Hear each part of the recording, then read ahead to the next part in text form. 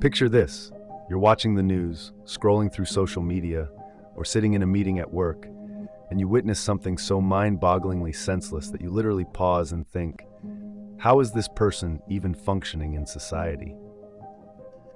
Maybe it's a politician making a decision that hurts everyone, including themselves. Maybe it's your coworker who somehow managed to delete the entire company database while trying to help. Or perhaps it's that driver who cuts you off in traffic, slams on their brakes, and then gets out to yell at you. Here's what's terrifying. That person isn't evil. They're not scheming. They're not trying to hurt anyone. They're just stupid. And according to one brilliant Italian historian, these people are everywhere. They're more dangerous than criminals, and they're quietly destroying our civilization from the inside out. I'm talking about Carlo Cipolla's groundbreaking essay, The Basic Laws of Human Stupidity, a work so profound that it explains more about our current social chaos than any political theory, economic model, or psychological framework you've ever encountered. By the end of this video, you'll understand why stupidity is the most underestimated force in human society, why stupid people are more dangerous than evil ones, and most importantly, how to recognize and protect yourself from the stupid people in your own life. Trust me, once you see the world through Cipolla's lens, you'll never look at human behavior the same way again. The overlooked epidemic. Let's start with a question that might make you uncomfortable. When was the last time you blamed someone's harmful actions on malice when it was probably just stupidity? We humans have this fascinating tendency to assume the worst about people's intentions. When someone cuts us off in traffic, we assume they're selfish. When a politician makes a terrible decision, we assume they're corrupt.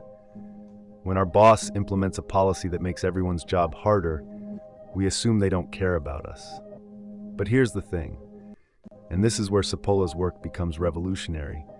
Most of the damage in our world isn't caused by evil people with evil intentions. It's caused by stupid people who genuinely don't understand the consequences of their actions. Think about the major disasters of recent history. Yes, some were caused by greed or malice, but how many were caused by people who simply didn't think things through? How many crises started because someone in a position of power made a decision that was obviously going to backfire, but they couldn't see it? Cipolla understood something that most of us miss. We're so focused on fighting evil that we've become blind to the much more common threat of stupidity. Evil people, at least, have a logic to their actions. You can predict what a greedy person will do. They'll try to get rich. You can predict what a power-hungry person will do. They'll try to gain control. But stupid people?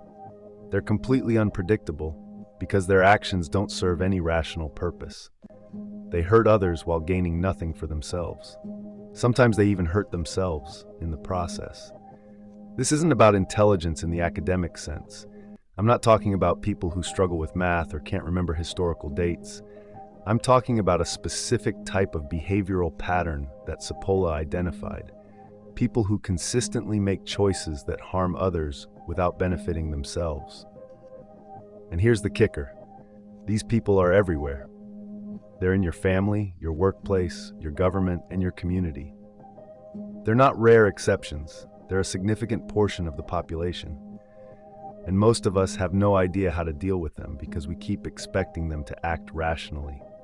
The first revelation, they're everywhere. Cipolla's first law hits like a cold slap of reality.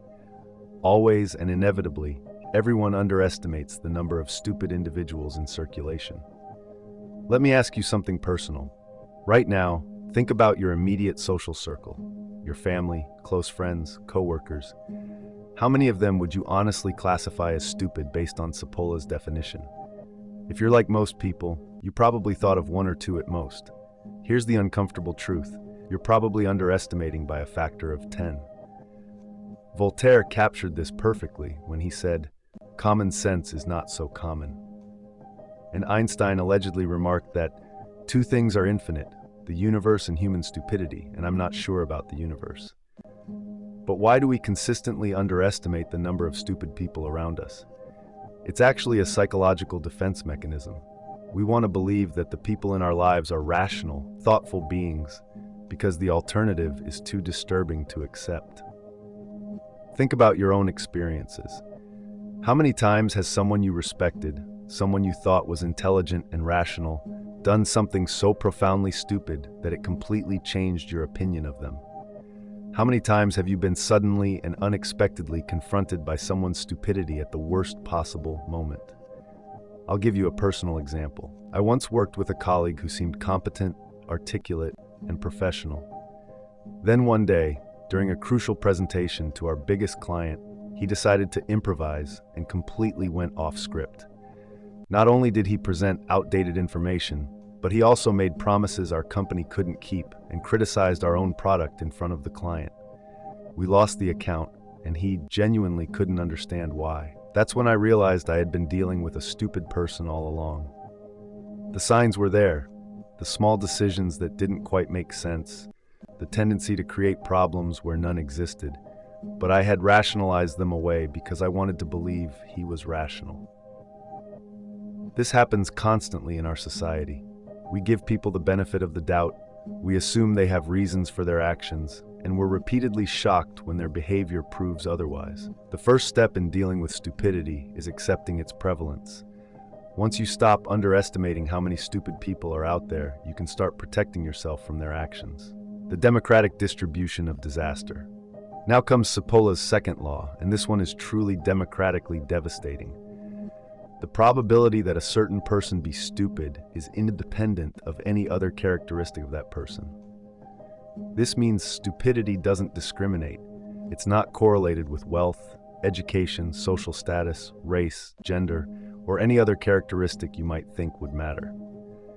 The stupid are equally distributed across all segments of society.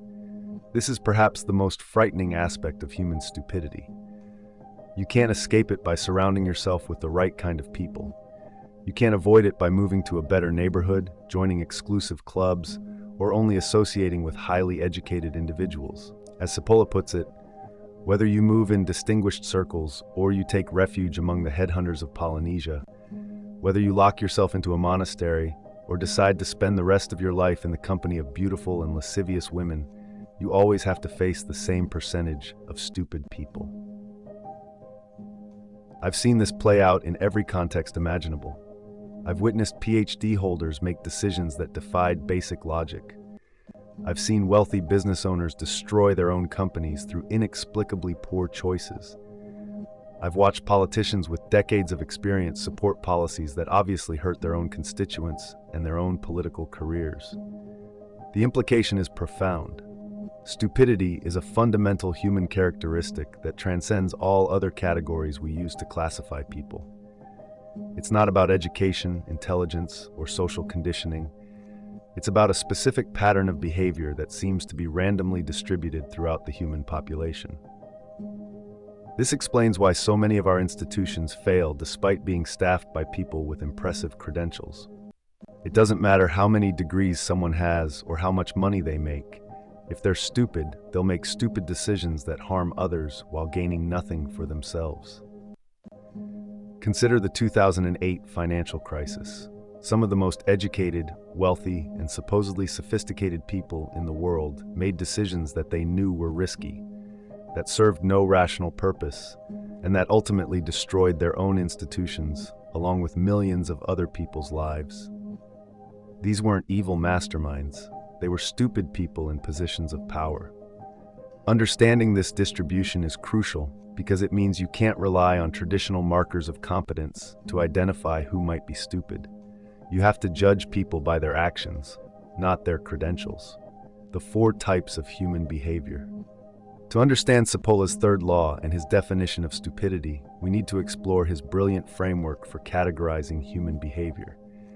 Every action a person takes can be placed into one of 4 categories based on 2 simple criteria. Does it benefit or harm the person taking the action, and does it benefit or harm others? First, we have the helpless. These are people whose actions harm themselves while benefiting others. Think of the person who always says yes to extra work, who lends money they can't afford to lose, or who sacrifices their own well-being for others without getting anything in return. Their hearts are often in the right place, but they consistently make choices that hurt themselves while helping others. Then we have the bandits. These people benefit themselves while harming others. This category includes criminals, corrupt politicians, and unethical business people. While their actions are harmful to society, there's a twisted logic to their behavior. They're trying to gain something for themselves. The third category is the intelligent. These are people whose actions benefit both themselves and others. They find win-win solutions, they create value that helps everyone, and they understand that their own success is tied to the success of others around them.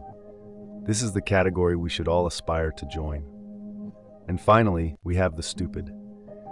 As Cipolla's third law states, a stupid person is a person who causes losses to another person or to a group of persons, while himself deriving no gain and even possibly incurring losses.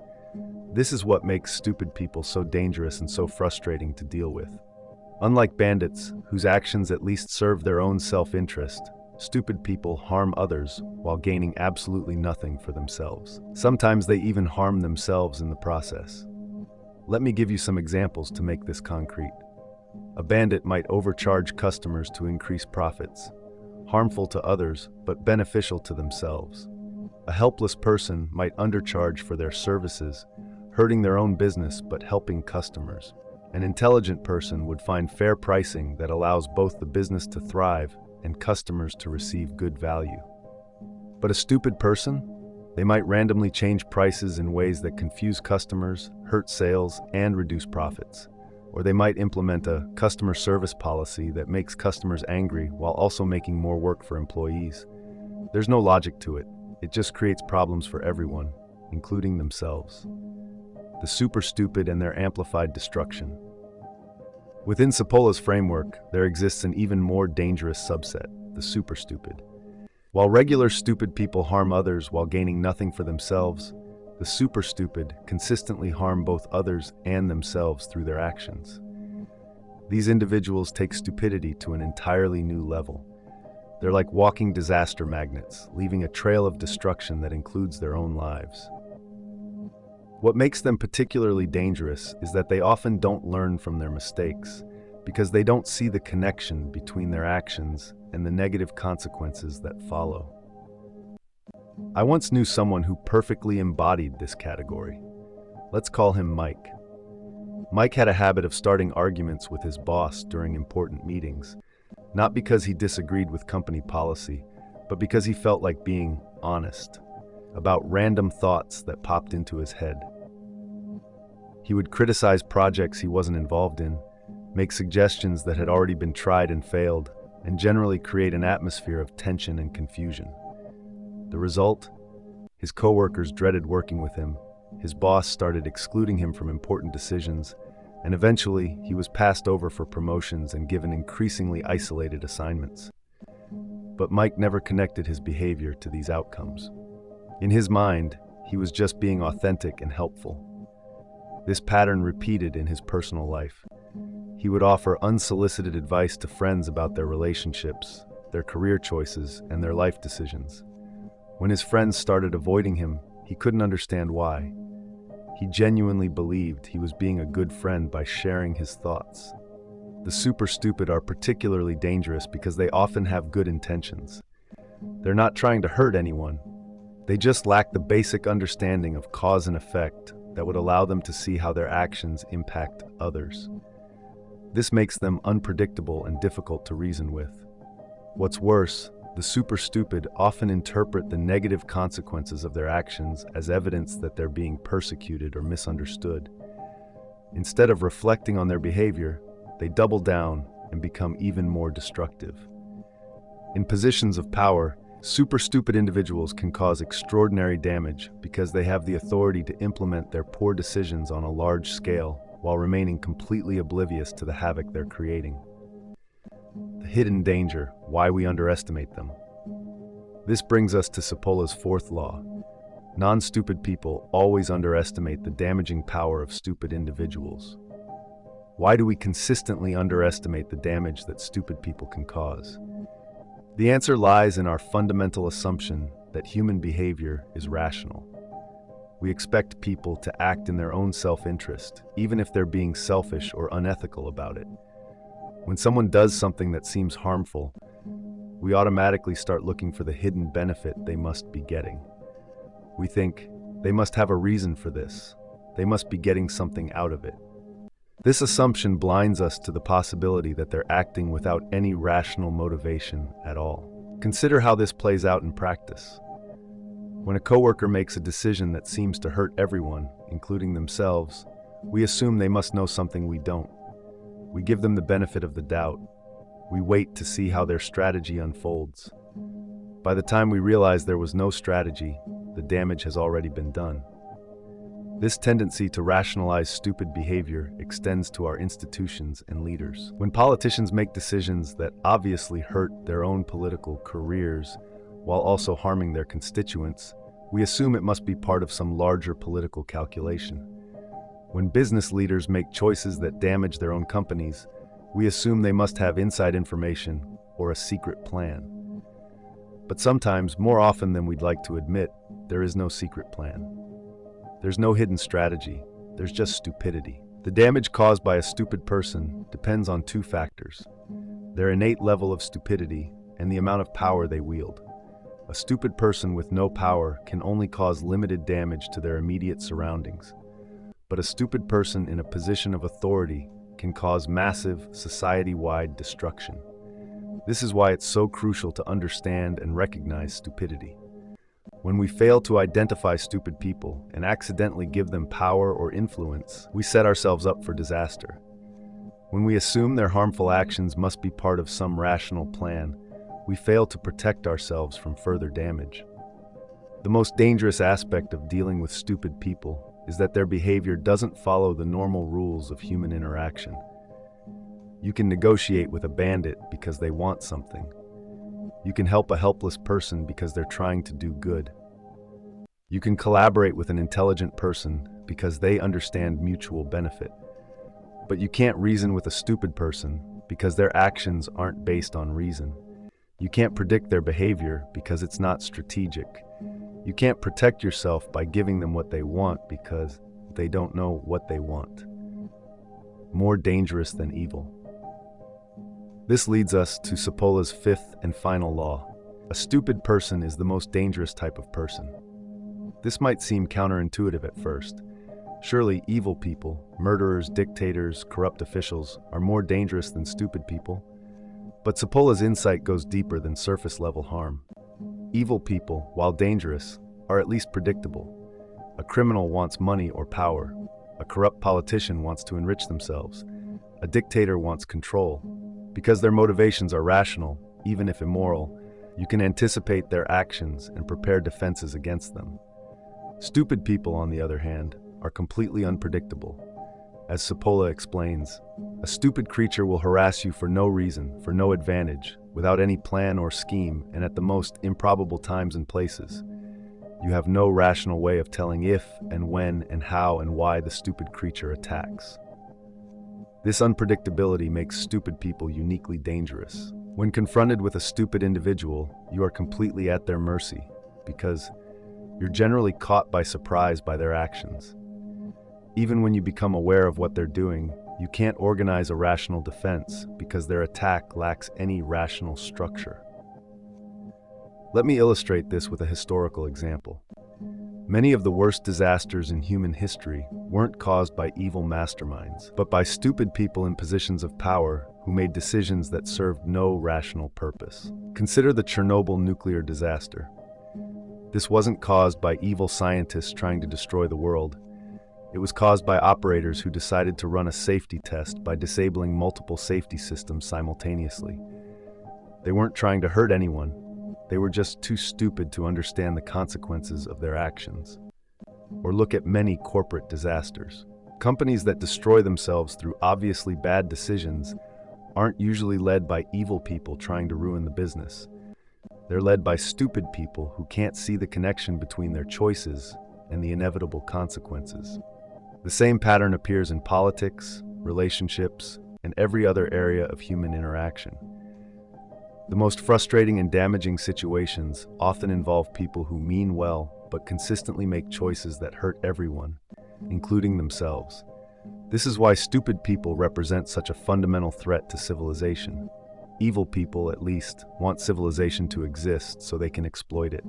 Stupid people will accidentally destroy the very foundations of society while trying to help or while pursuing goals that make no sense to anyone, including themselves. The pathway to power, how the stupid rise. One of the most disturbing aspects of Cipolla's analysis is his explanation of how stupid people manage to reach positions of power and influence. This seems counterintuitive. Shouldn't stupidity prevent people from climbing the social ladder? Historically, Cipolla notes, class and caste systems ensured a steady supply of stupid people in positions of power. If you were born into nobility, your level of intelligence didn't matter. You inherited power, regardless of your capacity to wield it wisely. But what about modern democratic societies? Surely, our merit-based systems would filter out the stupid and promote the intelligent. Unfortunately, Cipolla argues that democracy has simply replaced the old mechanisms with new ones that are equally effective at putting stupid people in charge. In democratic systems, general elections become a most effective instrument to ensure the steady maintenance of the stupid among the powerful. The logic is brutally simple. If a significant portion of the population is stupid and they get to vote for their leaders, they will often choose leaders who are stupid like them. This creates a self-reinforcing cycle. Stupid voters elect stupid politicians. Stupid politicians appoint stupid administrators. Stupid administrators implement stupid policies. And the stupid policies create conditions that make it even more likely that stupid people will gain and maintain power. But the problem goes beyond elections. Stupid people often excel at the political skills needed to gain power, precisely because they're not constrained by rational thought. They can make promises they can't keep without feeling cognitive dissonance. They can blame others for problems they created without experiencing shame. They can change their positions completely without feeling hypocritical. This gives them a strange advantage in political environments where consistency and logical reasoning might actually be handicaps. While intelligent people are paralyzed by the complexity of issues and the difficulty of finding optimal solutions, stupid people charge ahead with supreme confidence in ideas that make no sense. I've seen this pattern play out in corporate environments as well. The people who rise to leadership positions aren't always the most competent or intelligent. Sometimes, they're the ones who are too stupid to recognize the political risks of self-promotion, too oblivious to see the harm their ambition causes others, and too confident in their abilities to be held back by rational self-doubt. Once stupid people reach positions of power, they naturally surround themselves with other stupid people. They can't recognize intelligence in others because they lack it themselves. They feel threatened by people who might expose their incompetence, and they genuinely believe that people who think like them are the smartest and most capable. The social architecture of decline. Cipolla's analysis becomes even more sobering when he examines how the distribution of people across the four categories determines the fate of entire societies. According to his framework, the key to a healthy, thriving civilization is having enough intelligent people to neutralize the damage caused by the stupid. When intelligent people dominate a society's decision-making processes, their mutually beneficial actions create prosperity, innovation, and social cohesion. Even if there are bandits and helpless people in the mix, the positive effects of intelligent behavior can compensate for the negative effects of the other categories. But when the balance shifts away from intelligence, societies begin to decline.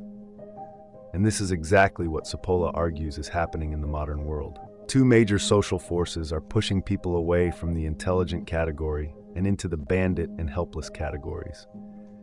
First, paternalistic government policies are encouraging helpless behavior by minimizing the consequences of poor decision-making. When people are shielded from the natural results of their actions, they never learn to act intelligently. Second, our social value system increasingly elevates the accumulation of wealth and material possessions above all other considerations. This creates such an insatiable desire for these things that many people are willing to act like bandits to get them, prioritizing short-term personal gain over long-term mutual benefit. Meanwhile, acting intelligently becomes increasingly difficult and unrewarding. Intelligent people try to create win-win solutions, but they're competing against bandits who are willing to win at any cost and dealing with helpless people who give away value without expecting anything in return.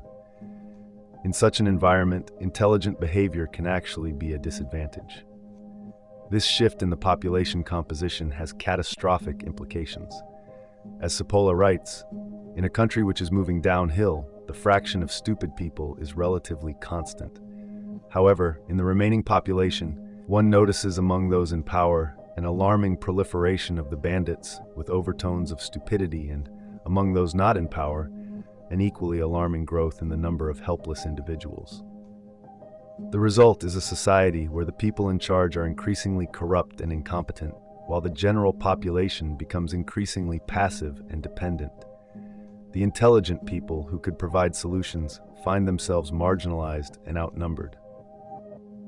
Such change in the composition of the non-stupid population inevitably strengthens the destructive power of the stupid fraction and makes decline a certainty, Cipolla concludes. And the country goes to hell. Recognizing the patterns in your life. Now that we understand Cipolla's framework, the crucial question becomes, how do we apply this knowledge to our own lives? How do we identify the stupid people around us and protect ourselves from their destructive influence? The first step is learning to recognize the behavioral patterns that distinguish stupid people from those in the other categories. Stupid people have several telltale characteristics. They create problems where none existed before. While other people might fail to solve existing problems, stupid people have a unique talent for generating new ones. They'll fix things that aren't broken, implement solutions that create more issues than they solve, and turn simple situations into complex disasters. Their explanations never quite make sense. When you ask a stupid person to explain their reasoning, you'll notice that their logic has gaps, contradictions, or assumptions that don't hold up to scrutiny. But they'll defend their reasoning with confidence that seems completely divorced from its actual quality. They're consistently surprised by predictable consequences. A stupid person will do something that obviously leads to problems, and then act shocked when those problems materialize. They never seem to learn from these experiences because they don't see the connection between their actions and the results. They resist feedback and become defensive when questioned. Because stupid people can't recognize the flaws in their thinking, they interpret criticism as personal attacks rather than opportunities to improve. This makes them incredibly difficult to help or correct. They have a history of ruined relationships and burned bridges. Look at the long-term patterns in a person's life. Stupid people tend to leave a trail of damaged relationships, failed projects, and missed opportunities behind them. But they always blame external factors, rather than examining their own role. Once you've identified the stupid people in your environment, the next step is learning how to interact with them safely. This requires abandoning the assumption that you can reason with them or help them see the error of their ways. Instead, you need to limit their access to important decisions. Never put a stupid person in a position where their poor judgment can affect outcomes you care about. If you can't avoid working with them, make sure their role is clearly defined and limited. Document everything.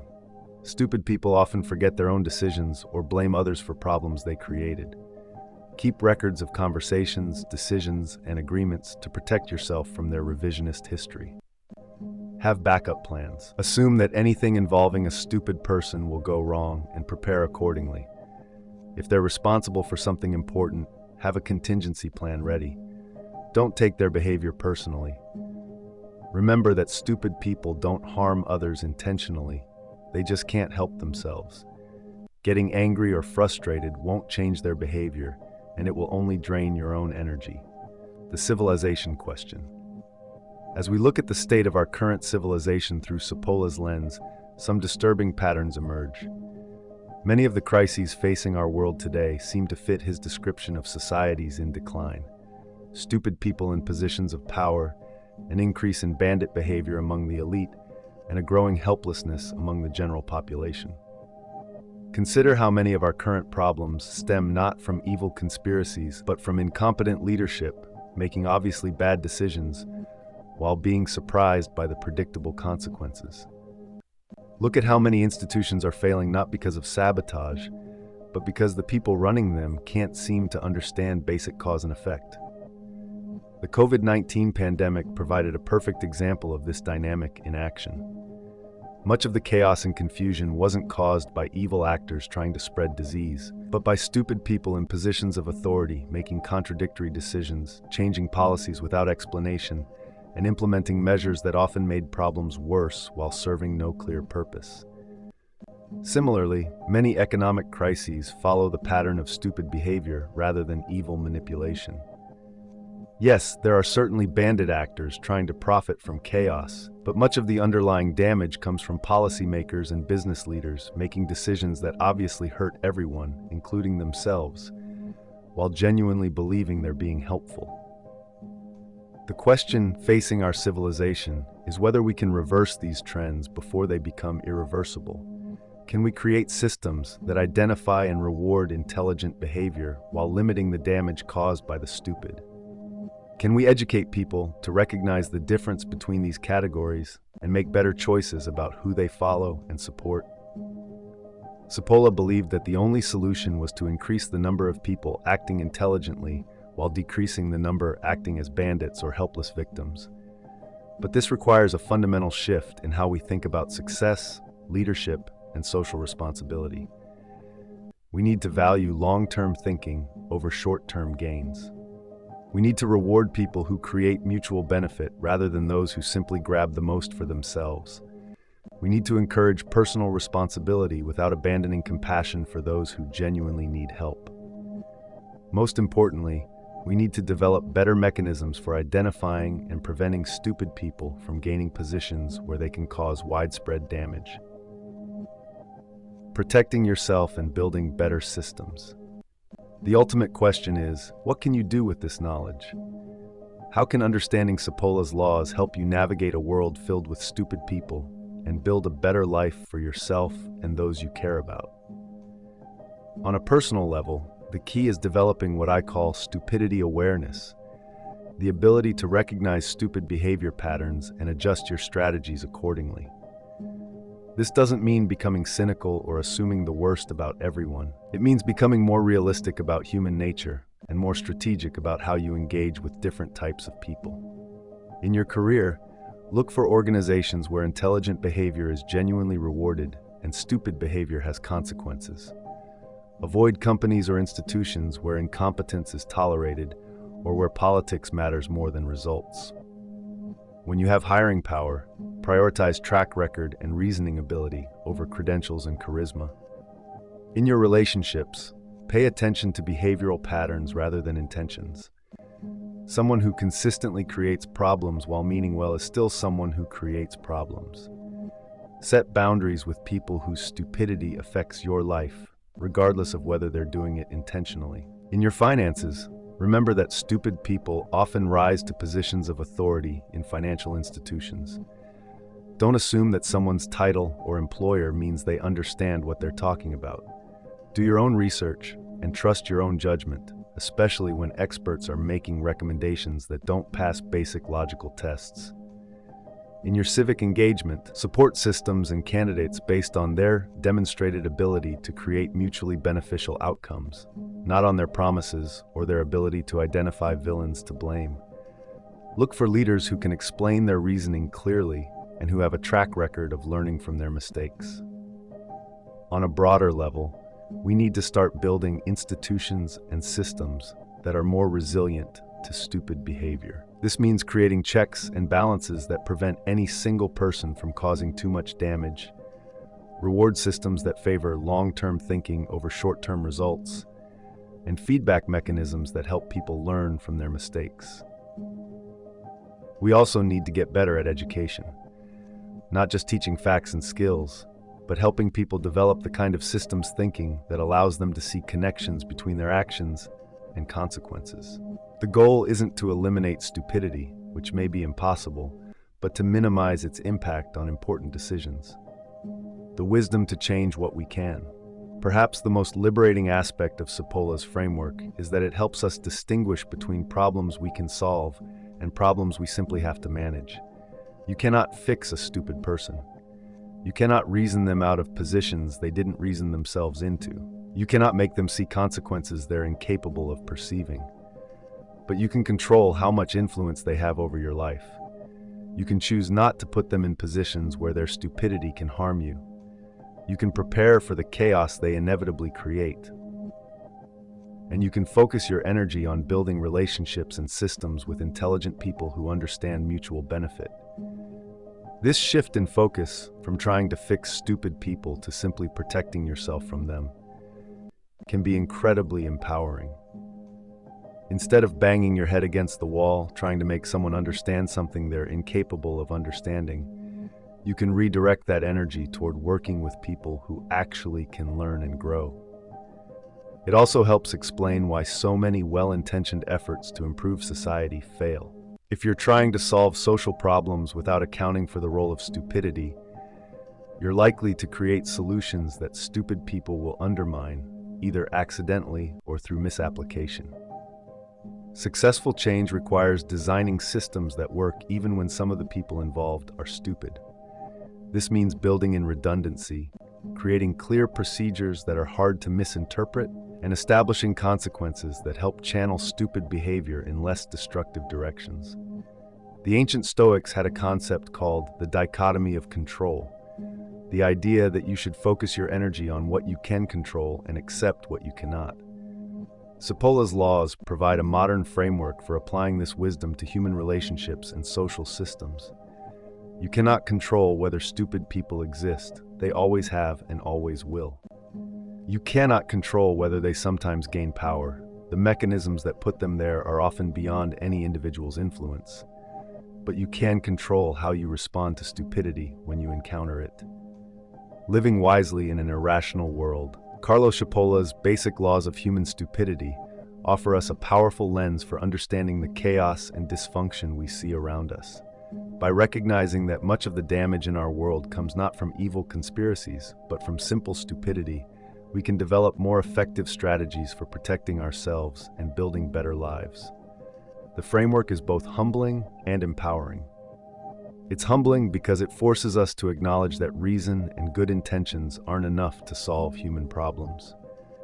It's empowering because it gives us concrete tools for identifying and managing one of the most destructive forces in human society. Remember the 5 laws. We always underestimate how many stupid people are out there. Stupidity is equally distributed across all groups and categories. Stupid people harm others while gaining nothing for themselves. We consistently underestimate how much damage they can cause. They are the most dangerous type of person because they're unpredictable. Armed with this knowledge, you can navigate the world more skillfully. You can avoid putting stupid people in positions where they can harm you. You can stop wasting energy trying to reason with the unreasonable. You can focus on building relationships and systems with intelligent people who understand mutual benefit. Most importantly, you can work to ensure that you yourself stay in the intelligent category, consistently acting in ways that benefit both yourself and others, thinking through the consequences of your actions, and learning from your mistakes. The stupid will always be with us, but by understanding their nature and patterns, we can limit their impact on our lives, and perhaps even build a slightly more rational world for future generations. The choice is ours. We can continue to be surprised and frustrated by stupid behavior, or we can accept it as a fundamental aspect of human nature and plan accordingly. Cipolla has given us the map. Now it's up to us to navigate the territory wisely. What patterns of stupidity have you noticed in your own life?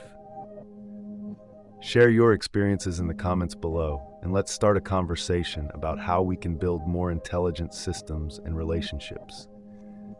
And if this video helped you see the world differently, subscribe for more insights that challenge conventional thinking about human behavior and social dynamics.